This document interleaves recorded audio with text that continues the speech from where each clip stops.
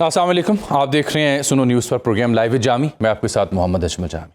आज के प्रोग्राम में हमने जहमत दी है कुछ तजिया निगारों को, सीनियर हैं अपनी अपनी फील्ड में, दिहाइयाँ दी हैं इन्होंने पाकिस्तान को, सियासत देखी है, बैनुल अक़वामी उमूर को देखा है। जनाब हफीज़ुल्लाह न्यासी साहब तशरीफ़ रखते हैं स्टूडियोज़ में मेरे साथ, हमारे उस्ताद जनाब मज़हर अब्बास साहब और जनाब उवैस तौहीद साहब, ये दोनों भी प्रोग्राम में आज शरीक गुफ्तगू हैं। आप तीनों हज़रात का मैं बहुत शुक्रगुज़ार हूँ देखने वालों की इत्तला के लिए कि कुछ हलचल हमें ईवान में देखने को मिल रही है। कश्मीर के मसले में अब ये ख़बर आई सबसे पहले कि कलअदम जॉइंट एक्शन कमेटी के अरकान ने हज़रत मौलाना फजल रहमान से रुजू किया है, जो मौलाना ने अपने बयान में उसकी तस्दीक की कि वो सालसी किरदार अदा करें। और कल आपने ईवान में देखा होगा कि वज़ीर आज़म हूँ, राना सनाउल्लाह या दीगर और बिलखुसूस बिलावल, वो तायीद कर रहे थे कि मौलाना को ये किरदार अदा करना चाहिए। क्या मौलाना की सालसी कबूल होगी? क्या वो किसी हल के लिए कामयाब हो पाएगी? दूसरा, हम देख रहे हैं कि मिसाक जमहूरियत की बात हो रही है, वज़ीर आज़म हल्के फुल्के अंदाज में अपोजिशन से हाथ मिला रहे हैं, उन्हें दावत दे रहे हैं। PTI क्या जवाब रखती है, ये अहम मामला है। क्या वाकई एक संजीदा एफर्ट है या ये एक होम्योपैथ एफर्ट है?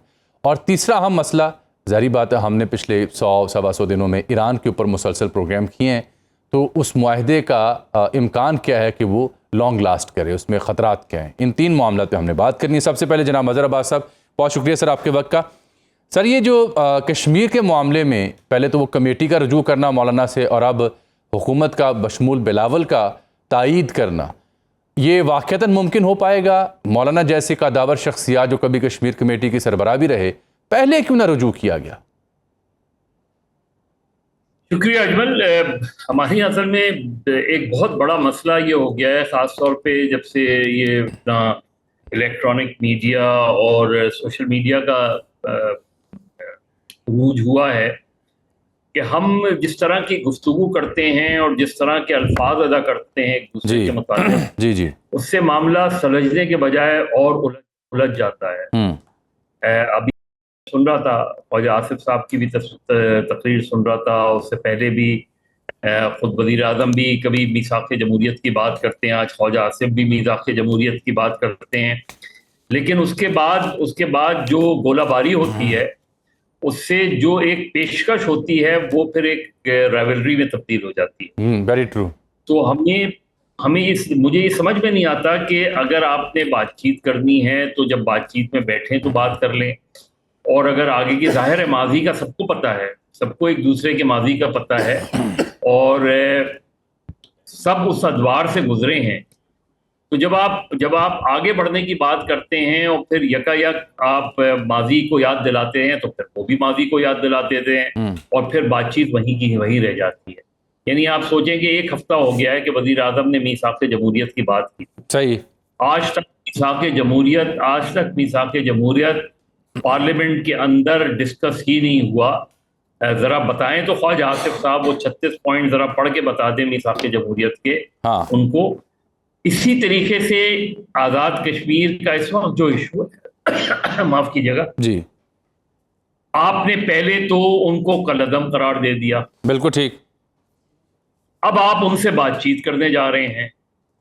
तो ये जो जल्दबाजी में फैसले होते हैं कि एक पार्टी पर आपने पाबंदी लगा दी है और अब उससे बातचीत, और उसमें मौलाना फजल रहमान, तो जो अगर आपने वाकई ही बातचीत का आगाज करना है तो पहले तो पाबंदी हटा दें, बातचीत कर दें। बात नाकाम हो जाती है और वो इस तरह की एक्टिविटी करते हैं, तो फिर आप, और पाबंदी भी आप किसी जमात को के लिए करते हैं तो सोच तो लिया करें कि फिर आगे आपने बढ़ना है या फिर बस उनसे वो रेड लाइन हो गई। बिल्कुल ठीक, बिल्कुल ठीक। अब मैं आपको मिसाल दूं, फर्ज करें आप कराची की सिचुएशन ले लें। आज तक 22 अगस्त 2016 के बाद से MQM लंदन कोई अपनी एक्टिविटी नहीं कर सकती। बिल्कुल ठीक। हालांकि कानूनी और आईनी लिहाज से ना वो कलअदम है, ना उन पर पाबंदी है।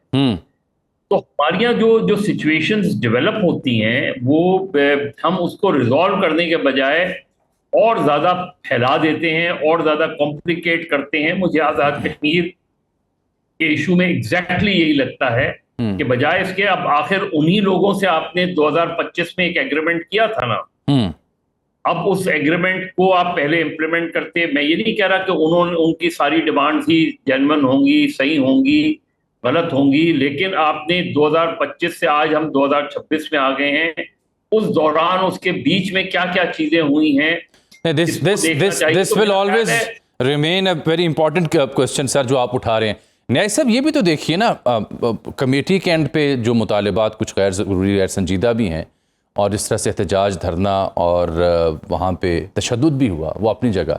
लेकिन जब वज़ीर दिफा ये कहेंगे अबसार साहब के शो में कि रावला कोट वालों को तो मैं इतना लंबा चौड़ा कश्मीरी भी नहीं मानता, रावला कोट तो आज़ाद कश्मीर है ही नहीं है, और इसके ऊपर आज ईवान में, कल बल्कि ईवान में बड़ी लेदे हुई और बड़ा लोगों ने इस पर एतराज़ किया। अब ना सिर्फ वो मुहाजिर नशीस्तों की तारीख को मस्क किया जाता है कि 74 से पहले नहीं थी, हालांकि वो पहली काबीना में भी थी, अयूब दौर में जो 2400 का इलेक्टोरल कॉलेज बना तब भी 1200 थी, यानी वो कम की। ये जो एक सिटिंग मिनिस्टर जब ये बात करे और फिर कुछ वज़रा ये कहें कि जी ये 12 सीटें तो जेब में होती हैं हुकूमत बनाने गिराने के लिए, ये क्या है? काहे कि ये अकल रहनुमाई है?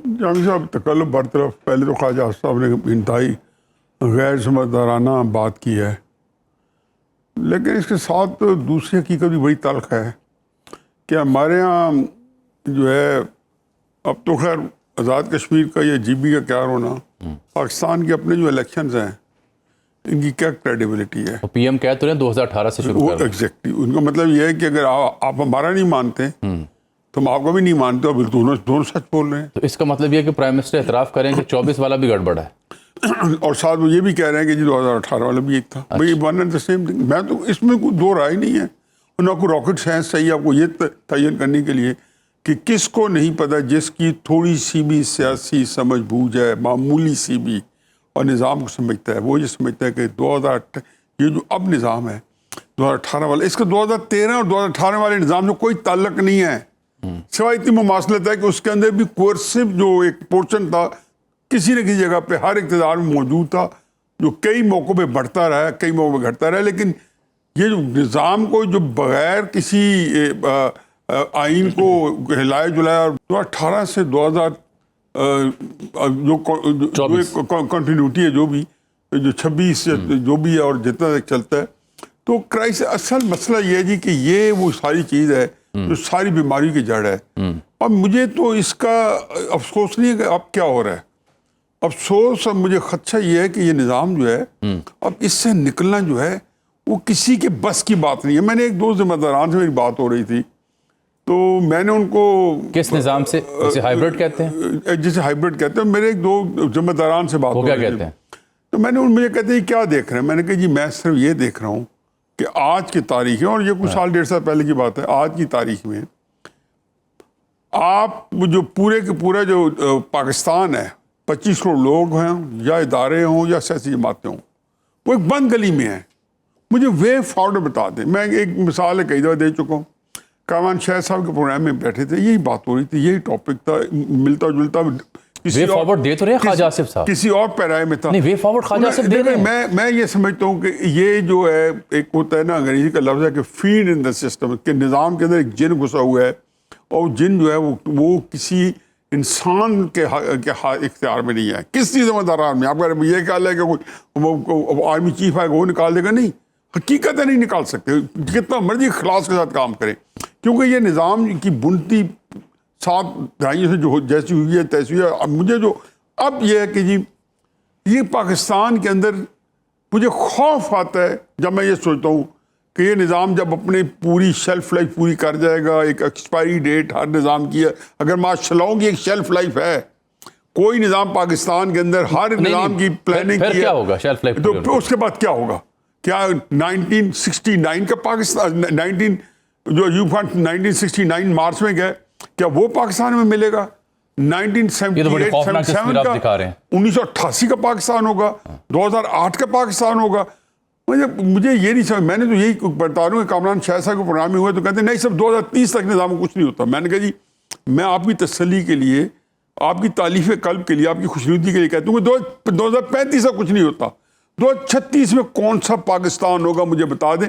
लेकिन जब आप इक़्तिदार में होते हो ना, और मैं इक़्तिदार के बेशुमार लोगों के बहुत करीब रहा हूँ, या उनको मैंने वर्किंग देखी है, और उनको ज़ाती नहीं, उनको तौर तो ये पे रियलाइज जानता नहीं हूं। होता। जब आप उनको इक़्तिदार रियलाइज नहीं होता। उनको अवैध हो साहब- सकता ही नहीं है, ये उनके अंदर चिप ही नहीं होती। अवैध साहब, ये कि तो वो आगे का न्याजी सोचें। साहब ने तो असल में तो वो रियल डायलेमा को डिस्कस करना शुरू कर दिया। मैं तो वो चला था कश्मीर कमेटी के मुतालिबात से, और फिर प्राइम मिनिस्टर जो कह रहे हैं कि 18 के इंतखाबात की तहकीकात करवा, अगर उसमें जादूगरी नहीं हुई थी तो फिर ये हुकूमत भी जायज़ है। ये न्याजी साहब जिस जानिब इशारा कर रहे हैं, नोइंग के पाकिस्तान इंटरनेशनली जो मेन स्ट्रीम पे आया, सेंटर स्टेज पे आया है, वो अच्छी खासी एक पुश और स्ट्रेंथनिंग एक स्टीरॉयड है पाकिस्तान के लिए, पाकिस्तान की सियासी असली क़यादत के लिए। तो फिर ये न्याजी साहब को जो लाहक खदशात हैं वो दुरुस्त हैं, या वो जो इंटरनेशनल मेन स्ट्रीमिंग है उसके तवस्सुस से पाकिस्तान यूं ही चलता रहेगा? शुक्रिया जामी। देखिए, जो नियाजी साहब का तजर्बा है सियासत को देखने का और उनकी जो बसीरत है, उसके लेंस के हिसाब से जो बात कर रहे हैं, वो एक सियासी जो अदम इस्तेहकाम नज़र आ रहा है उस तनाजुर में बात कर रहे हैं, और बिल्कुल दुरुस्त फरमा रहे हैं। लेकिन देखिए, मैं इसको जो इस वक्त मौजूदा सूरत हाल है उसको मैं जो देखता हूँ जामी, वो ये कि एक खारजा पॉलिसी की मैंने अपनी पूरी जिंदगी में इतनी बड़ी कामयाबी तो कभी नहीं देखी। True that. और ऐसा भी कभी नहीं देखा कि पाकिस्तान का जो बयानिया है वो मगरबी दुनिया के अंदर ग्राउंड रहा हो और उसकी इनरोड्स बन रही हो। गल्फ स्टेट जहाँ पे आप हर वक्त इमदाद लेने पहुंचे होते थे, वो आपके दरवाजे पे खटखटा रहे हैं, चाहे वो सऊदी अरब हो, चाहे वो कतर हो, चाहे और जितने भी ममालिक हैं। तो एक बहुत बड़ी कामयाबी ग्लोबल स्टेज पे, और उसका आगाज गुज़िश्ता साल भारत के खिलाफ जंग के अंदर बिल्कुल ठीक। कामयाबी, और उसके अंदर field marshal general Asim Munir साहब का किरदार और हमारी सिविलियन लीडरशिप का, और सिविलियन जिसको हाइब्रिड निज़ाम कह रहे हैं, उसका खारजा पॉलिसी के अंदर वो हमें जो है उसकी सिंक्रोनाइजेशन बहुत ही इफेक्टिव नजर आई है। वन विंडो ऑपरेशन नजर आया है, बहुत स्मूथ सेलिंग हुई है, जिसमें सिविलियन और मिलिट्री जो डिप्लोमेसी है उसने एक बिल्कुल सिम्फनी की तरह काम किया है।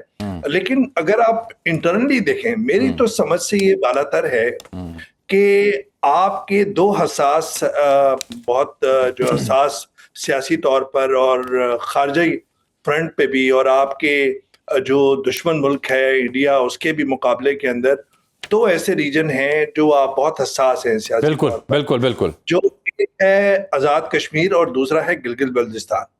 अब ये तो मेरी अकल से बालातर है कि आप वहां पर ऐसे मौके पे जब आपको खारजा पॉलिसी के फ्रंट पर कामयाबी नसीब हो रही हो, और उस वक्त आप जो है एक बैन लगा दें, कालेदम करार दे दें, वहां पे प्रोटेस्ट हो जाएं, जिन इंटरनेशनल मीडिया आउटलेट्स पे आपकी तारीफें हो रही थी, वहां पर एक और सेगमेंट शुरू हो गया कि पाकिस्तान एडमिनिस्ट्रेटेड कश्मीर, यानी कि पाकिस्तान के आज़ाद कश्मीर में जो है वो किस तरीके से हो रहा है। इंडिया ने भी खूब नडोरा पहुंचा। इस पूरी आपकी कामयाबी के दौरान इंडिया तो आइसोलेशन का शिकार है। इंडिया के अंदर तो खुद बहस है कि ये जो बिगेटेड, उनकी जो नैरो माइंडेड और पॉलिसी है, उसने एक नेशनल एम्बैरेसमेंट लेकर आए मोदी की हुकूमत की। वहां पर आपने एक मौका देना, चाहे वो 4 दिन का दिया, चाहे 8 दिन का दिया, आपने उनको मौका क्यों ये फराहम किया? और अब आप ऐसे, ये तो बातचीत का सिलसिला जैसे मजहर कह रहे हैं, वो तो पहले शुरू होना चाहिए था। और जब आप मुझे फॉर एग्जांपल अगर जामी आप अपने प्रोग्राम में बैन कर देते हैं या मजहर के ऊपर पाबंदी लगा देते हैं, उसके बाद आपके चैनल पर वापसी, मतलब मैं और आप यही कहेंगे ना यार कि हमें नहीं जाना इस चैनल पे या इसके अंदर, तो टकराव की वाली बात है ना। सियासत के अंदर टकराव से काम लिया जाता है। मैंने आपका वीलॉग बहुत गौर से देखा जो आपने शेयर किया था, और मैं और मजहर उस वक्त सिंध के दौरे पर थे जब आपने वो वीलॉग दिया था कश्मीर के अंदर, जो उस वक्त एक अपहीवल था और उससे काफी मालूमाती था।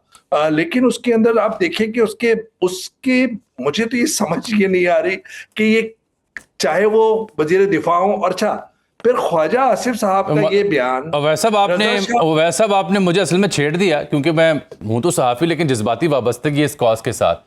ये मैं आपको ऑन रिकॉर्ड बता रहा हूँ, न्याय साहब जानते हैं, इनके साथ तो हर हफ्ते 2-4 नशिस्त होती हैं शामी साहब के हमरा। ये जब ये हकीकत बयान की गई हिस्टोरिकल एविडेंस के साथ कि जो पहले भी मुहाजिरीन की नुमाइंदगी थी, विद एविडेंस। जी बिल्कुल। तो मैं आपको ऑन रिकॉर्ड बता रहा हूं कि हमारे कई अहम तरीन जिम्मेदार, फैसला साज, सियासी और गैर सियासी, और जो हमारे ज्वाइंट एक्शन कमेटी के दोस्त हैं, फरीकैन को इन चीज़ों का इल्म ही नहीं था। ये मैं आपको कन्फेस कर रहा हूं। और ये एक सहाफ़ी को बताना पड़ा कि खुदा के लिए हकीकत दुरुस्त करें। जी, हम गुजारिश की मैंने हाथ जोड़ के इन तमाम फरीकैन से कश्मीरी के तौर पर कि खुदा के लिए ये तवज्जो करें, तारीखी हक़ाइक़ दुरुस्त करें, और फिर बात करनी पड़ेगी, क्योंकि इंडिया को लेंस मिल जाएगा और आपने दे दिया। That's all I meant through that vlog. Absolutely, Jami, मैं तो बड़ा मालूमाती थी वो आपकी जो, और आपने अपने खानदान से वो पूरा ट्रेस किया था। 60 की दिहाई का आपने जनरल अय्यूब के ज़माने में बताया था, फिर 70 की दिहाई में बताया था, कितने मुहाजिरीन की वहाँ पे नुमाइंदगी थी। वो एक मैं कह रहा हूँ कि ये इनको पहले सोचना चाहिए। और ख्वाजा आसिफ साहब का एक बयान अगर इस तरह का हो, कड़ाकेदार, जिस तरह वो समझते हैं कि कड़ाके निकाल देते हैं बयान से, वो अगर रजा शाह पहलवी का हो, जिसको इंस्टॉल करने की कोशिश कर रही थी मगरबी ताकतें, इजराइल और अमेरिका ईरान के अंदर, वो तो उसकी तो हम हिमायत करते हैं। ठीक है, आपने बड़ा बयान सब दे दिया, लेकिन अगर इस तरह के बयान आप अपने कश्मीरी भाइयों पे या कश्मीर के रहने वालों के, वेरी ट्रू, वेरी ट्रू, कैसे ये तो आग पे तेल फेंकने वाली बात है। आग पे पानी डालना चाहिए, ये वक्त आन पहुंचा। मजहर साहब, इसी सारी सूरत हाल से जुड़ा अब एक पहलू ये बन रहा है, जो अवैस साहब का तज्जिया है या नियाजी साहब का, खारजा फ्रंट पे बड़ी कामयाबी मिली, बल्ले बल्ले हो रही है, ज़बरदस्त एक्नॉलेज हो रहे हैं, आप सेंटर स्टेज पे आ गए हैं। हुकूमत पाकिस्तान में यह सिस्टम उस वक्त अपोजिशन से रुजू करता है जब कोई बैनुल-अक़वामी दबाव हो या इंटरनली बहुत ज़्यादा अनरेस्ट हो, एहतजाज की सूरत हो। तो अब तो ये दोनों चीज़ें नहीं है सिस्टम के ऊपर। तो गोया ये जो मिसाके जमहूरियत या हाथ मिलाने की प्राइम मिनिस्टर बात कर रहे हैं, बज़ाहिर ये लग रहा है कि ये तो बड़ी एक जेनेरिक सी स्टेटमेंट है। क्या मैं दुरुस्त कह रहा हूँ या आपकी राय से मुख्तलिफ है? देखिए, हमारे यहाँ सबसे बड़ा इशू सिविलियन सुप्रीमेसी का रहा है, और इसके राह में हमेशा जब ये हाइब्रिड सिस्टम नहीं था, तो जब भी कोई सिविलियन प्राइम मिनिस्टर कोई फैसले करता था जिसका ताल्लुक खारजा उमूर से होता था, तो उसमें रुकावटें डाल दी जाती। ये फैक्ट्स है, ये फैक्ट्स ऑफ द, आप मोहतरमा बेनज़ीर भुट्टो के फैसले उठा लें, आप नवाज शरीफ साहब के फैसले उठा लें, इवन जब इमरान खान साहब का इशू है वहाँ भी कुछ फैसले उठा लें। तो ये जो हाइब्रिड सिस्टम की तरफ हम गए हैं, और जाहिर है इसमें कोई शक नहीं है कि पिछला 1 साल हमारे लिए बहुत अच्छा रहा। पिछले 1 साल में हमें बड़ी कामयाबी मिली, चाहे इंडिया के साथ जंग हो या मौजूदा सूरत हाल, ख़ासतौर पे मौजूदा सूरत हाल में हम एक बड़े स्ट्रॉन्ग मीडिएटर के तौर पे उभरे हैं। इसमें फील्ड मार्शल आसिम मुनीर साहब का बहुत अहम किरदार है। गल्फ स्टेट्स और ईरान और ये कॉन्फ्लिक्ट बहुत ही मुश्किल तनाज़ा था, क्योंकि एक तरफ अमेरिका, इजराइल और ईरान आमने सामने थे, दूसरी तरफ ईरान और गल्फ स्टेट के दरमियान एक कशीदगी बढ़ती जा रही थी, क्योंकि उधर जो अड्डे थे उन पर अटैक हो रहा था। तो एक बहुत ही मुश्किल सूरत हाल से हम निकले हैं, इसमें कोई भी दो राय नहीं हो सकती। पाकिस्तान बहुत स्ट्रांगली इमर्ज होकर आया है, लेकिन क्या इसकी वजह से मैं हाइब्रिड सिस्टम को डेमोक्रेटिक सिस्टम, हम या तो उसे डेमोक्रेटिक सिस्टम कहना छोड़ दें और एक आईनी तरमीम लाके हम आइन को जो है वो एक नए सिस्टम के तौर पे मुतारिफ करवा दें, हाइब्रिड सिस्टम के तौर पे। मसलन ये जो वो कैसे मजहर साहब, ये तो मुझे याद पड़ता है जनरल बाजवा साहब के दौर में कुछ सेशन वो सहाफ़ियों से बड़ा फ्रीक्वेंट मिलते थे, लंबा चौड़ा। तब कुछ सहाफ़ी थे ऑन रिकॉर्ड, वो उन्हें मशवरा दिया करते थे कि वो 2 वजारतें आप आइन में तरमीम करके रख लें। आपका इशारा उस जानिब है? आपको पता है कि जब ये चार्टर ऑफ डेमोक्रेसी का सबसे शुरू के जो 4-5 नुक्ते हैं उनमें क्या है जी, कि हम में से कोई भी जब बरसर इख्तिदार आएगा तो नेशनल सिक्योरिटी काउंसिल हम एबॉलिश कर देंगे। हाँ, ये आप उसमें और चीजें उठा लें, लेकिन चले माजी में चीजें हुई हैं, हम आगे बढ़ना है, अच्छा है, एक अच्छी रिलेशनशिप। लेकिन जब आप इलेक्शंस को मैनूवर्ट करते हैं, जब इलेक्शंस को मैनेज किया जाता है, तो फिर ये संजीदा सवाल है। ये सवाल सिर्फ खारजा उमूर का मामला नहीं है, ये संजीदा सवाल है कि फिर एक तरफ एक पाकिस्तान की पॉलिटिक्स में जो सबसे बड़ा इशू रहा है वो यह रहा है कि इलेक्शंस मैनेज होते हैं, वो ये रहा है कि जमातें तोड़ी जाती हैं, बनाई जाती हैं, वो ये रहा है कि हुकूमतें बनाई जाती हैं और तोड़ी जाती हैं। अब ये जो चीज है, ये एक नॉर्मल पॉलिटिकल प्रोसेस में नहीं होती। जब एक नॉर्मल पॉलिटिकल प्रोसेस में चीजें हों तो फिर कोई भी हर्ज नहीं होता किसी जमात को वोट ऑफ नो कॉन्फिडेंस से हटा दें, वो एक आईनी रास्ता होता है। लेकिन जब ये खबरें आती हैं कि उन्हीं जमातों के जरिए आप किसी हुकूमत का खात्मा करते हैं जिन ग्रुप्स के साथ आपने वो हुकूमत बनाई होती है, बिल्कुल ठीक, तो फिर तो आउटसाइड इंटरफेरेंस जब मुझे नजर आएगी तो फिर मैं ये सवाल किससे करूं? ये जो हमारी कॉम्प्लिकेशंस हैं, इसकी वजह से ना हम पार्लियामेंट्री फॉर्म ऑफ गवर्नमेंट हैं, ना हम प्रेसिडेंशियल फॉर्म ऑफ गवर्नमेंट हैं, और ना ही हम ये एक नया नाम हमने इवॉल्व कर लिया है हाइब्रिड सिस्टम का। तो पहले हमारे अंदर ये क्लैरिटी आनी चाहिए कि पाकिस्तान में कौन सा पॉलिटिकल सिस्टम एग्जिस्ट करता है। आ गई है ना सर, क्लैरिटी आ गई है। कभी ये हाइब्रिड, मैं अर्ज करता हूँ ना, हाइब्रिड का लफ्ज, हाइब्रिड का लफ्ज जो है ना, किताब में ये लिखा हुआ है, नहीं लिखा हाइब्रिड का लफ्ज कभी आप जैसे हमारे साथी आप अवैस साहब ये इशारों के नाम में मेटाफोरिकल वैल्यू में लिखते थे। तजुर्बा चल रहा है। अब वजीर दिफा जो है वो बरमला कह रहे हैं ना, अब तो वो नाम ले रहे हैं। पहले ये बात इस्तारों में हुआ करती थी, अब ये बरमला कहा जा रहा है। मैं इस तरह तवज्जो आपकी दिला रहा हूँ सिस्टम की, और आपको तशवीश हो रही है कि चले 35 तक देते हैं, 36 में क्या होगा। तो मैं बता तो रहा हूँ आपको, वो कह रहे हैं हाइब्रिड निज़ाम चलता रहना चाहिए। जब तक ये हाइब्रिड निज़ाम नहीं होता था, पिंडी और इस्लामाबाद में प्रॉब्लम आती थी।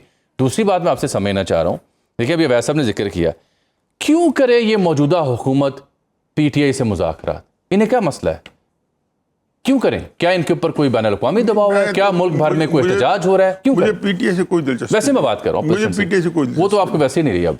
नहीं, मुझे दिलचस्पी पाकिस्तान से। ठीक, पाकिस्तान के अंदर 3 हिस्से हैं, इनमें से एक हिस्सा अगर हुकूमत के पास नहीं है तो हुकूमत आगे नहीं बढ़ सकती। कौन सा? एक खलकत खुदा, एक लश्कर और एक खजाना। अगर 3 में से मुझे बताएं कि एक हुकूमत है, फर्ज के उसके खजाना पाकिस्तान का है ही नहीं, खजाना हिंदुस्तान के पास है, तो क्या हुकूमत पाकिस्तान में कायम रह सकती है? स्टेट में पाकिस्तान जो है वो इंडिया के पास है। अगर लश्कर पाकिस्तान की फौज है वो श्रीलंका के पास है जो पाकिस्तान को उसने दी हुई है, क्या हुकूमत कायम रह सकती है? और खलकत खुदा जो 25 करोड़ लोग जिनका मुल्क बनाते हैं, अगर वो हुकूमत के पास नहीं है, अगर राय आमा नहीं है आपके साथ, मुझे ये बता दें 2-3 बातें पहले एस्टैब्लिश कर लें।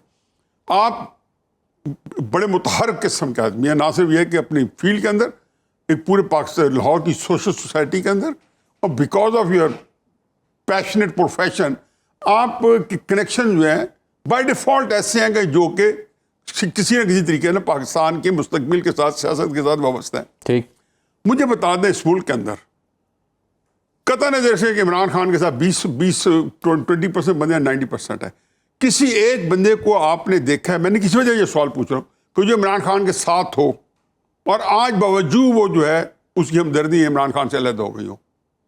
मैंने नहीं देखा, कम से कम अगर नहीं देखा फर्ज किया तो इसका मतलब यह है कि जो मैं एक और बात करना चाह रहा हूँ, मुझे तकलीफ है और वो तरीके साहब वाला ज्यादा है, जो मैं कहता हूँ कि चलो हो भी गया, मैं खुद ही एक्सप्लेन कर रहा हूँ, तो अगर हो भी गया तो जैसे वैसा है कि आप पाकिस्तान के गैर मामूली कामों में, जो 75 साल में मेरी जिंदगी में एटमी धमाके के बाद सबसे बड़ा काम ये हुआ जब ईरान की और अमेरिका की सालसी कराई है, जिसने पूरी दुनिया को होश से रखो थे, उस इकॉनमी को। आप देखते नहीं थे कि पूरी दुनिया में क्या अप्रिशिएट करने की बजाय उसके ऊपर तनकीद की जा रही है। नहीं, मैं कह रहा हूँ ना, वो इसलिए कि मैंने ये बात भुट्टो साहब के वक्त में देखी है, मैंने ये बात हलक साहब के वक्त में देखी है, मैंने ये बात नवाज शरीफ साहब के वक्त में देखी है। मेरा मतलब है कि उनकी पॉपुलैरिटी की मैं बात कर रहा हूँ कि जो उनका फॉलोअर होता है वो पाकिस्तान को एंजॉय नहीं करता। अयूब खान ने 65 की जंग जीती, फील्ड मार्शल थे, लोगों ने उसकी बात को एंजॉय नहीं किया क्योंकि उस मेजॉरिटी पाकिस्तान के साथ नहीं थी। बावजूद है अयूब खान की जो इक्तिसादी तरक्की है, गूगल करें, यंग मैन है 58 से लेकर 69 तक, वो अमेजिंग है। अभी तक मुझे मैं जो इम्पोर्टेंट बात, जो अहम बात कर रहा हूँ, देखिए ये सिस्टम कोई सिस्टम नहीं है कि जहाँ पे आपकी गवर्नमेंट एग्जिस्ट ही नहीं करती। क्या गवर्नमेंट जो है शौकत अजीज और शहबाज शरीफ की टर्म पे काम करेगी तो वो हुकूमत कहलाएगी? ये कोई आज़ाद हुकूमतों के लिए कि आपके इख्तलाफ ना हो, आप अपनी मर्जी ना करें, आप या शौकत अजीज बन जाएं और शहबाज शरीफ फिर अगर इस पर भी राजी नहीं होंगे जब 1953 से लेके मोहम्मद अली बोगरा से लेके शहबाज शरीफ तक, यार को खुदा का खौफ, कोई एक वज़ीर आज़म बता दें कि जो हमारे इदारों की एस्टेब्लिशमेंट की मर्जी के बगैर आया हो, एक बता दें। फहरिस्त है, 29 वज़ीर आज़म आए हैं, एक बता दें। ये मुल्क कैसे चलते हैं? ये जो आपके प्रॉब्लम है ना कश्मीर का, ये सारे जमहूरियत की जो सिस्टम होता है देर पा होता है। किसी मुल्क में ये सवाल आया है कि यूसुफ गिलानी टाइम पूरा करेगा कि नहीं करेगा? नहीं, हमारे यहाँ तो कि नवाज शरीफ टाइम पूरा करेगा या नहीं करेगा? शहबाज शरीफ भले से 10 साल कर जाए, लेकिन रोजाना हम यही डिस्कस कर रहे होते हैं ना कि ये बता रहे थे कि तू टाइम पूरा करेगा। बड़े सीरियस हम ये क्यों कहते हैं? ये बुनियादी तौर पर मुदाफ़ियाना फिक्रा है। ये इसके अंदर एक वजाहत आती है, I am explaining my self, कि हम टाइम पूरा करेंगे। यानी कि मोदी को ये कहता है कि कभी नहीं, वहाँ नहीं कहता। शी जिनपिंग कहता है, नहीं। मोहम्मद बिन सलमान बादशाह आता है, वो कहते हैं कि हम टाइम पूरा करेंगे। तो सिस्टम और है। फिर उनको ये पता है कि मोहम्मद बिन सलमान जब मर जाएगा, फर्क अलग करे, उस लंबी जिंदगी हो, तो बंदा मुझे ये टेक ओवर कर लेगा। सर वो सिस्टम और है ना। शी जिनपिंग चला जाएगा, हमें क्या पता है कि इसके बाद कौन आएगा? जब ये सिस्टम लपेटा जाएगा तो नया सिस्टम क्या आएगा? फिर यहाँ पे जो है जहांगीर करामत साहब ने क्या क्या स्कीम दी थी? ठीक, जब उन्होंने अक्टूबर 98 के अंदर रिजाइन किया था, क्या कहा था कि हमें हिस्सा दिया जाए हुकूमत में। इन प्लेन वर्ड्स, हमें हुकूमत के अंदर डिसीजन मेकिंग हिस्सा दिया जाए।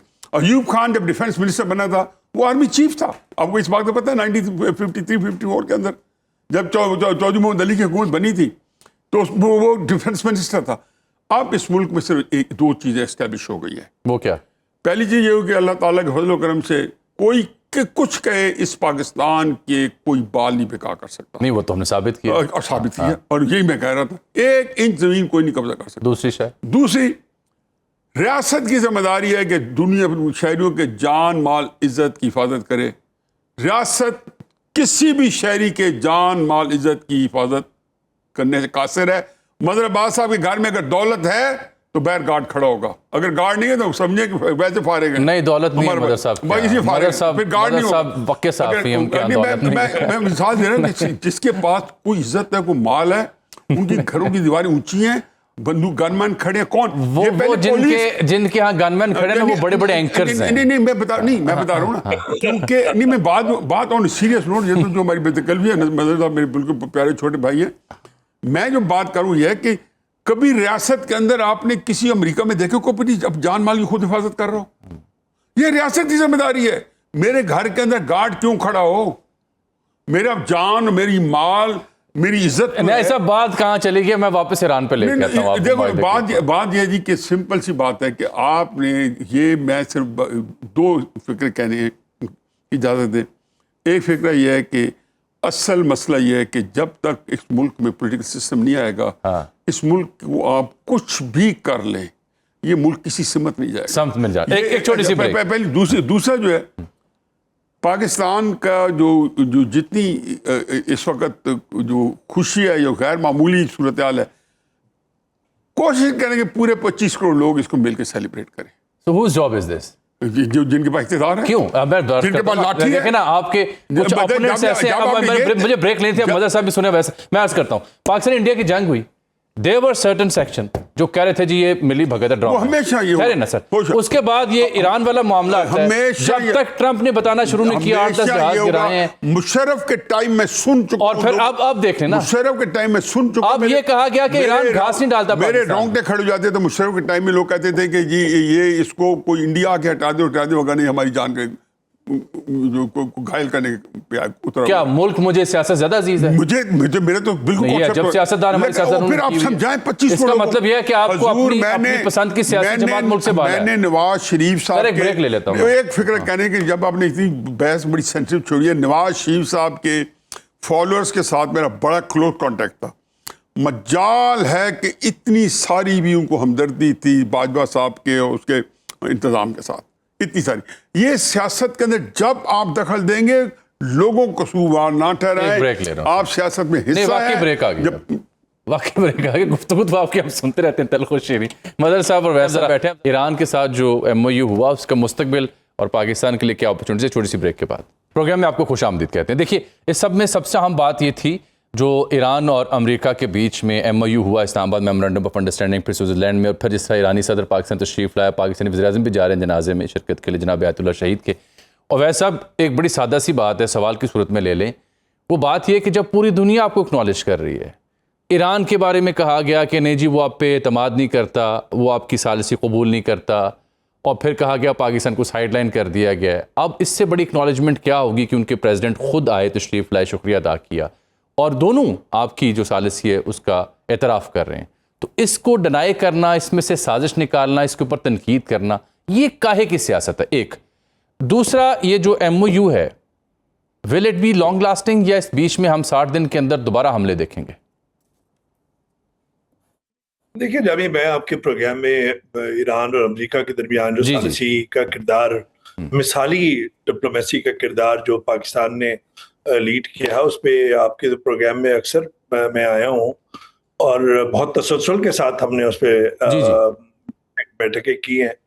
और उस वक्त भी एक पेसिमिज्म था लोगों में, इवन सहाफ़ियों में भी और दानिश्वरों में भी, कुछ नहीं होगा, ये सब कुछ हो जाएगा, पाकिस्तान को क्या मिलेगा, पाकिस्तान को कितने अरब डॉलर मिलेंगे, क्या होगा। अंदाज़ा लगाइए कि आपका इमेज की अपलिफ्टिंग हो रही है, आपका प्रोफाइल चेंज हो रहा है, आप ग्लोबल स्टेज पर आपका नाम आ रहा है, आप न्यूक्लियर पावर है। पहले आपको एक इररिस्पॉन्सिबल स्टेट माना जा रहा था, अब आपको रिस्पॉन्सिबल स्टेट माना जा रहा है। आप सारे जो उन ममालिक के में जहां पे आपके सिफारतकारों को बाकायदा एक एफर्ट करनी पड़ती थी कि जी आप हमारे वजीर आजम आ रहे हैं, वजीर खारजा आ रहे हैं, आप उनसे बात कर लें, वहां पर उनको बगैर एफर्ट के उनको बाकायदा वहां के वज़ीर आजम और वज़ीर खारजा जो है रिक्वेस्ट कर रहे हैं कि प्लीज आप हमारी 2 मिनट बात करा दें अपने लीडरान से। ये कितने बड़ी चेंज है और कितना बड़ा आपका देखिए डिफेंस पैक्ट हुआ है, म्यूचुअल डिफेंस पैक्ट। पहली दफा पाकिस्तान को गल्फ स्टेट्स के अंदर और मिडल ईस्ट के अंदर एक इनरोड्स बनाने का एक बहुत बेहतरीन मौका मिला है। और मैं समझता हूं कि जब ये मामला भी तय पा रहा है, उसके बाद एक बहुत बड़ी आप सी ऑफ चेंज देखेंगे पाकिस्तान के प्रोफाइल में, जो ऑलरेडी हो रहा है। पाकिस्तान के अंदर क्या हासिल होगा? पाकिस्तान के अंदर देखिए आप कराची पोर्ट, गवादर पोर्ट, वहां पे लॉ एंड ऑर्डर सिचुएशन हो जाए सही, ऑपरेशनल जो उसको बनाना, उसको चाबहार और बदर अब्बास के साथ मिलाना, ये चारों पॉइंट जो है वो मैं समझता हूँ कि पाकिस्तान सेंट्रल एशिया बियॉन्ड आपको लेके जाएंगे। तो बहुत कुछ आपके लिए मुस्तकबिल के अंदर है, इज्जत, वकार और आपकी इकोनॉमिक प्रोस्पेरिटी। सिर्फ ये कि आपको ये जो सियासी अदम इस्तेहकाम है इसको आपने हवा नहीं देनी, और वो काम है आपके लीडरान का। मैं मुख्तसर सा आपका टाइम लूंगा क्योंकि मेरे दोनों साथियों ने बहुत रिस्पेक्टेड पैनलिस्ट ने वो बात की है सियासी अदम इस्तेहकाम पे। मैंने अपने होश में 77 से लेकर की धुंधली यादें और अब तक मैंने सारे इलेक्शंस मैनेज होते हुए देखे हैं और रेगिंग होती हुई उसमें देखी है। और आप ये देखिए कि जिस मुल्क के अंदर 26 साल के अंदर एक बाज़ाब्ता तौर पे एक कंसेंसस के साथ आइन आया हुआ हो, जिसके अंदर जनरल अयूब खान फातिमा जिन्ना को ट्रेटर करार दे रहे हैं, जिसके अंदर आपके उस वक्त के वजीर आज़म मोहम्मद अली बोगरा कम्युनिज्म को कह रहे हैं कि हाइड्रोजन से ज्यादा खतरनाक है। इस मुल्क के अंदर मसला जो है वो एक बहुत बड़ा है कि पूरी जो हमारी रूलिंग एलीट्स है वो समझती है, या नजरियाती जो गार्डियंस हैं इस मुल्क के, वो कहते हैं कि इसको एक सोच के साथ पनपना चाहिए, एक परवरिश इसकी होनी चाहिए, जो मुमकिन नहीं है। आपके जो सियासी इस्तेहकाम या सियासी निज़ाम जो है वो इनफरादी शख्सियात से बालातर होगा, और वो सियासी इंतज़ाम, सियासी इस्तेहकाम और सियासी निज़ाम की को लाने के लिए जो ये इनफरादी शख्सियात हैं, इनका भी बहुत कुछ बिगाड़ के अंदर हिस्सा है, चाहे वो पीपल्स पार्टी की शख्सियत हो, चाहे वो नून लीग की हो। और दूसरी बात ये मुझे देखें, आज इस वक्त मैं और मजहर अभी सिंध के दौरे कर आए हैं, फेस्टिवल अटेंड किया, हजारों लोग वहां पे थे। जो हमने बेचैनी महसूस की है, अभी की चंद हफ्तों की बात कर रहा हूं, वो है 28वीं तरमीम, मुमकिना 28वीं तरमीम के आने से, के लागू होने से, कि क्या उसमें बहुत बेचैनी है सिंध के अंदर। आप क्यों ऐसी बेचैनी करें, क्यों इबाहम आप कर रहे हैं? तो ये जो हमारे लीडर हैं, चाहे वो नून लीग के हों, चाहे वो पीपल्स पार्टी के हों, चाहे पीटीआई को, उनको कॉन्फिडेंस में लेकर आना चाहिए आवाम को कि भाई ये 28वीं तरमीम आखिर क्या है। सही है। क्योंकि तरह तरह की बेचैनी है। तो मैं समझता हूँ कि ये एक सियासी अदम इस्तेहकाम इस वक्त जब आप खारजा पॉलिसी पर मुस्तकिल आप कामयाबियां आप हासिल कर रहे हैं, ऐसे मौके पे आप ये ना करें और ये आपके लिए खतरे का बाइस होंगी। दूसरी बात जो आपने की एमओयू के अंदर, मैं समझता हूँ कि एमओयू के अंदर सिर्फ ये कि लबनान के अंदर से इजरायली अफवाज का जब तक इनखला नहीं होता, क्योंकि उन्होंने 1/4 2000 वो तो नहीं कर रहे, स्क्वायर वो नहीं कर रहे, उसको सिक्योरिटी जोन करार दे दिया नेतन्याहू ने, वो नहीं कर रहे इनखला। वो उस वक्त तक नहीं होगा। इस वक्त जब हम और आप बात कर रहे हैं, वाशिंगटन के अंदर मुज़ाकरात हो रहे हैं, लबनान के सदर जो जोसेफ ऑन जो है, वो जो पहले चाह रहे थे कि जी इजराइल से बात हो सके, वो कहते हैं जब तक इनखला नहीं होगा उस वक्त तक अमन यहाँ पे नहीं होगा। तो मैं समझता हूँ कि ईरान और अमेरिका की ये जो सालिसी है, ईरान और अमेरिका के दरमियान जो एग्रीमेंट है, ये मुझे लगता है कि इसकी कामयाबी के चांसेस बहुत ज्यादा हैं। ईरान को कामयाबी के चांसेस आपके बहुत ज्यादा हैं, but as far as Pakistan is concern, Mazhar साहब आपकी तवज्जो चाहिए, how vert it into some opportunity specially to fix our economic issues और इंटरनल अनरेस्ट? देखिए, इंटरनल अनरेस्ट की डायनामिक्स बिल्कुल मुख्तलिफ हैं, चाहे आप वो बलूचिस्तान ले लें, आज़ाद कश्मीर ले लें, या ओवरऑल आप अपना एक पॉलिटिकल लैंडस्केप सामने रख लें, तो आपको अंदाज़ा हो जाएगा कि आपके इंटरनल इश्यूज क्या हैं। और अनफॉर्चुनेटली हम इंटरनल इश्यूज को रिजॉल्व नहीं कर पा रहे, हम उसे और कॉम्प्लिकेट करते जा रहे हैं, जिसके ज़ाहिर है फार रीचिंग इम्पैक्ट होंगे, ना सिर्फ ये कि पाकिस्तान के इकोनॉमिक जो डेवलपमेंट है उसके ऊपर होंगे, बल्कि पॉलिटिकल सिचुएशन है उसके ऊपर भी होंगे, क्योंकि इस तरीके से चीज़ें आगे नहीं बढ़ सकती जिस तरीके से आप आगे बढ़ाना चाह रहे हैं। मैं इंटरनल इश्यूज की बात कर रहा हूँ। जहाँ तक पाकिस्तान ये जो एमओयू का ताल्लुक है, मैं बहुत से लोगों को सुन रहा था थोड़ा सा ईरान के हवाले से, वो कि ईरान को अब जो है ये रियलाइज़ होना चाहिए कि पाकिस्तान ही उनका असल दोस्त है, और इससे पहले ईरान का झुकाव जो भारत की तरफ था। अब ये डिबेट एक ऐसे टाइम पे छेड़ी जा रही है जब ईरान के सदर यहाँ मौजूद थे जी, और इवन इससे पहले भी ये बात हुई। अब हम जो रियलाइज नहीं करते कि जो ईरान का अपना एक माजी है, पाकिस्तान का अपना एक माजी है। जो पोस्ट ईरानियन रेवोल्यूशन ईरान है, वो ईरान मुकम्मल तौर पे एंटी यूएस है, उसके आप इंटरनल चले जाएं, अदरवाइज चले जाएं, वो नज़र आता है। जबकि हम पोस्ट ईरानियन रेवोल्यूशन पाकिस्तान को देखें तो हम एक बहुत स्ट्रॉन्ग अमेरिकन अलाय के तौर पे इमर्ज होकर आए थे अफगानिस्तान की सिचुएशन की वजह से। और हमें जिस तरीके से हमने यहाँ मुजाहिदीन की एक खेप खड़ी कर दी, वो सारी सिचुएशन आप पाकिस्तान और अफगानिस्तान 80 के बाद का पाकिस्तान, अफगान और ईरान को सामने रख लें तो आपको सूरत हाल सामने बिल्कुल वाज़ेह तौर पे नज़र आ जाएगी कि पाकिस्तान को उस वक्त किस तरह देखा जा रहा था, क्योंकि पोस्ट ईरानियन रेवोल्यूशन जो ईरान था उसमें अमेरिकन एम्बेसी जो थी तेहरान की, वो इस पूरे रीजन का CIA का हेडक्वार्टर समझी जाती थी, जिसकी एक बड़ी वाज़ेह मिसाल जब ये उस एम्बेसी पर कब्जा हुआ तो उसके अंदर से जो फाइलें बरामद हुई, जो पेपर्स बरामद हुए, उनको पढ़ लें, आपको अंदाज़ा हो जाएगा कि वो एम्बेसी क्या काम कर रही थी। तो ये जो सिचुएशंस है इसको हमें ज़रूर सामने रखना चाहिए, लेकिन ये एक माजी है। पिछले कुछ अदवार में हमने देखा कि चीज़ें बहुत मुख्तलिफ आई, यानी आप ईरान और सऊदी अरब कितने करीब आए, और जिसमें चाइना का बड़ा इंपॉर्टेंट रोल था।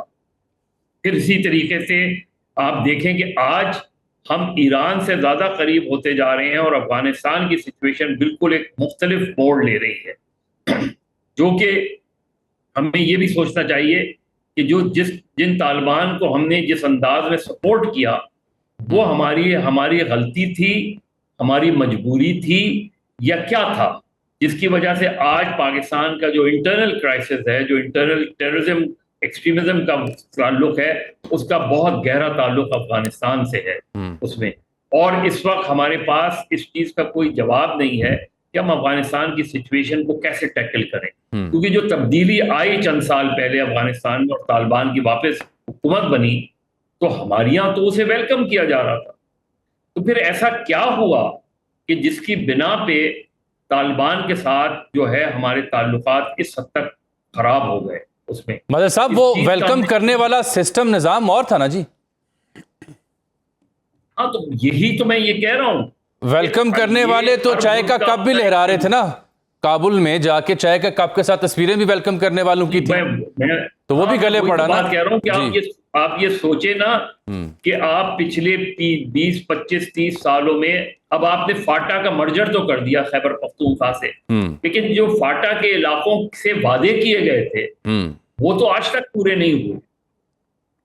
तो हम उन चीजों को नजरअंदाज कर देते हैं जिसकी वजह से आज तक हमारी internal political and security situation जो है वो अनस्टेबल सी नजर आती है। तो जब तक हम अपने मुल्क को सीधा नहीं करेंगे, हम अपने मुल्क को ठीक नहीं करेंगे, तो हम जितना भी ग्लोबल अचीवमेंट कर लें, अगर आपके यहाँ इंटरनल स्ट्राइफ रहेगी तो फिर आप कैसे स्टेबिलिटी ला सकते हैं? फिर आप किस तरीके से आगे बढ़ सकते हैं? हमें ग्लोबली बहुत बहुत बड़ा मकाम मिला है और पाकिस्तान एक सेंट्रल फिगर के तौर पे सामने आया है।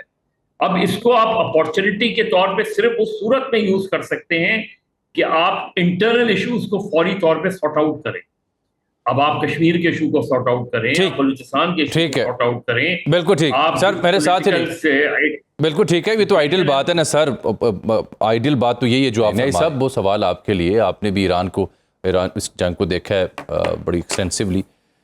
ये क्या मुआहिदा 60 दिन के अंदर किसी अमली सूरत में ढल जाएगा या एक दफ़ा फिर जंग का राउंड होगा, इसराइल अनरेस्ट कायम रखेगा?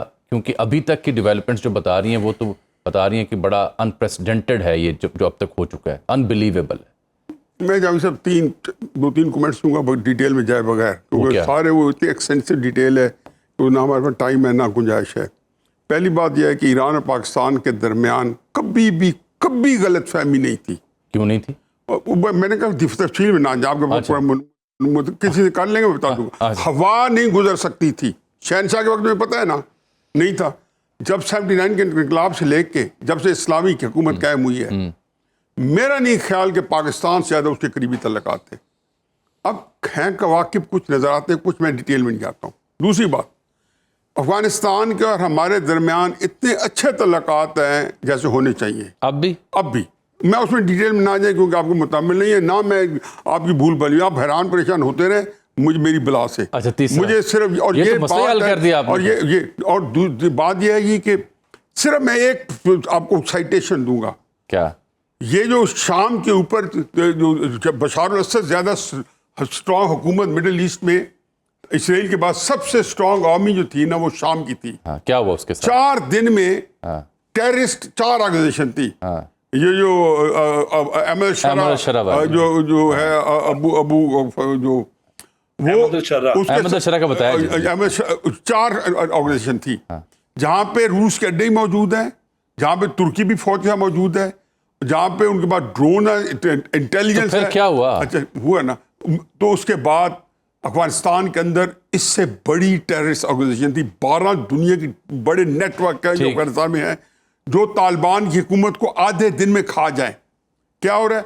जो फैज़ हमीद ने किया है वही यही करेंगे। उससे पहले ये होता है, एक इंस्टीट्यूशन के अंदर एक बंदे के पास चाय का कप जो है ना जो कहते हैं जो इस्तेमाल किया, वो इंडिविजुअल पॉलिसी नहीं होती, एक कंटिन्यूटी है। आप तफसीलें ना जाए, अपनी फौज पे इतना कम से कम समझे कि उनके अंदर कोई एक निज़ाम है, एक डिसिप्लिन है। तो है इस बात का यकीन। वो जो कुछ कहते हैं मेरे सामने, मुझे कहते हैं कि अफगानिस्तान बड़ा जलील मुल्क है। मैंने कहा जो आप दिल से नहीं कह रहे, ना कहना चाहिए आपको, मुंह पे यही कहना चाहिए। ईरान के ऊपर देख लें कि यूनिपोलर वर्ल्ड रही है, हम लोग रियलाइज नहीं करते कि 1989 से लेके ऑलमोस्ट 2020 तक या 2018 तक, कम से कम अमेरिका को तो अभी तक यकीन है कि यूनिपोलर वर्ल्ड है, लेकिन अब तो ईरान ने निकाले ना, उसके अंदर इराक का मसला है, जो मसला है पाबंदियों का, चीन और रूस ने उसी तरह वोट दिए जिस तरीके अमेरिका ने चाहा। ठीक है, क्या आपको वो अमेरिका के साथ थे? तो पाकिस्तान से ये एक्सपेक्ट करना है कि हम ईरान के साथ कोई ऐसा काम करते। बाकी जो तालिबान थे हिकमत यार से लेकर सारे तक, जो जहां बैठाए गए वो ईरान के अंदर बैठाए गए थे। पाकिस्तानी तालिबान भी और सारे के सारे जो अफगानिस्तान के अंदर है। मैं इसमें यहाँ तक यहीं छोड़ता हूँ क्योंकि इसकी डिटेल बहुत ज्यादा है, लेकिन मेरी बात दोबारा दोहरा रहा हूँ, रियासत ने माजी की पॉलिसी छोड़ दी है सर।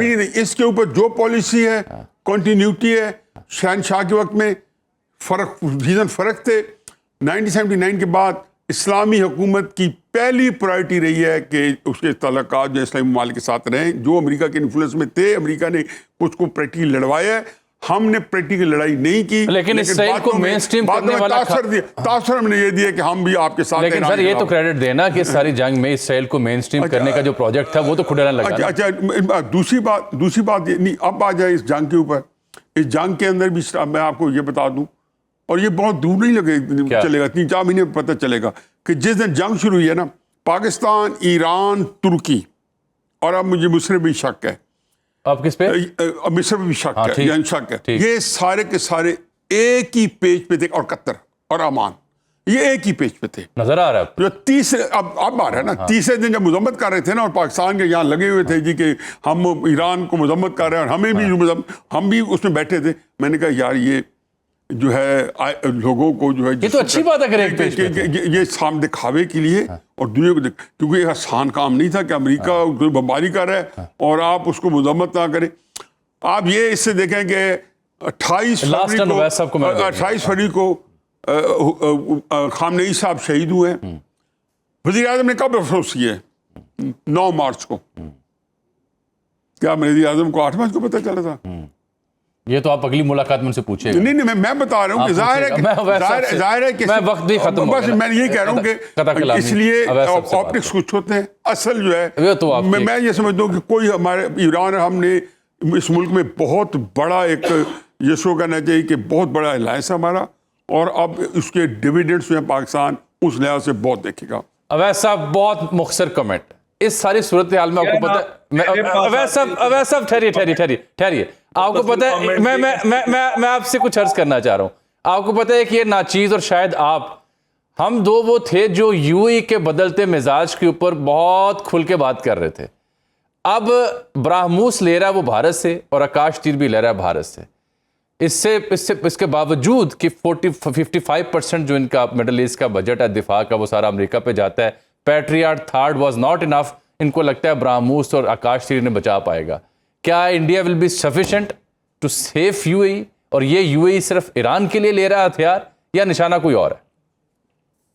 देखिए, खित्ते के अंदर जो है मुझे लगता है कि 2 गल्फ रीजन के अंदर 2 पावर्स हैं, और जो होंगी वो एक ईरान की और दूसरा सऊदी अरब की, और Qatar will tag along with Saudi Arab. और यूएई जो है अनफॉर्चुनेटली जो उसने अपना कैरेक्टर चेंज किया, जिस तरह ओपेक प्लस से निकला, उसकी टाइमिंग देखिए। उस वक्त जब रियाद में बैठक हो रही थी इतनी बड़ी, जिसके अंदर सारे अमीर थे, सारे बादशाह वहाँ पे मौजूद थे, सऊदी अरब की जो बालादस्ती है उसको चैलेंज किया, गल्फ रीजन से अलहदगी इख्तियार की, इजराइल का डिफेंस सिस्टम जो है इंस्टॉल किया। तो इसका मतलब है कि हर आपकी जो डिटेल है डिफेंस की वो आपके साथ इजराइल के साथ इंटीग्रेशन हो गई। तो अब मुझे लगता है कि यूएई अपना थोड़ा सा कैरेक्टर चेंज करने की कोशिश कर रहा है, लेकिन unfortunately it will act as a spoiler and it has provided a second home to Israel, जिससे अलहदगी इख्तियार करना चाह रहे हैं इस वक्त डोनाल्ड ट्रंप एडमिनिस्ट्रेशन। मुझे लगता है कि खित्ते के अंदर जो पायदार अमन उसी वक्त मुमकिन हो सकेगा जब इजराइल और अमेरिका की जो है अलहदगी जो है वो उसकी मुमकिन हो सकेगी, और उसके अंदर दरार हम नजर देख रहे हैं। खुद डोनाल्ड ट्रंप और अमेरिका चाह रही है कि इस जंग के में जो नताइज हुए उससे उनका जियो स्ट्रेटेजिक जो इन्फ्लुएंस है वो मुतासिर हुआ, इट हैज शेकन। तो वो अपने उसको सस्टेन करना चाहते हैं, और जो खुद बहुत ही अमीर गल्फ स्टेट्स है, अरब स्टेट्स, उनको चाइना के बढ़ते हुए इन्फ्लुएंस के अंदर या उनके फोल्ड में जाते हुए नहीं देखना चाहते। ईरान, हम एक नए ईरान की बुनियाद देखेंगे, और जब 4 जुलाई से 9 जुलाई जब आयतुल्लाह अली खमेनाई साहब शहीद की जो तकरीबात हैं जी, उसमें जा रहे हैं प्राइम मिनिस्टर भी, बिल्कुल जा रहे हैं प्राइम मिनिस्टर। बहुत शुक्रिया जनाब अवैस तौहीद साहब, जनाब मजहर अब्बास साहब, नए सब तशरीफ़ लाया, बहुत शुक्रिया। ये डिबेट जो मेरी आपकी अधूरी रह गई, ये हम ऑफ कैमरा करेंगे। बहुत दरअसल बात ये 2 बातें, वक्त खत्म हो गया अब। नहीं मैं वो आप अब तो खत्म हो नहीं, गया। मैं इजाजत ले लूं अच्छा पहले, नहीं अच्छा, नाज़रीन से इजाजत ले मेरे लूं। ख्याल अब ऑफ कैमरा हो चुके ऑफ हैं। कैमरा करते हैं। नाज़रीन बहुत शुक्रिया, आपने प्रोग्राम देखा। अल्लाह हाफिज़।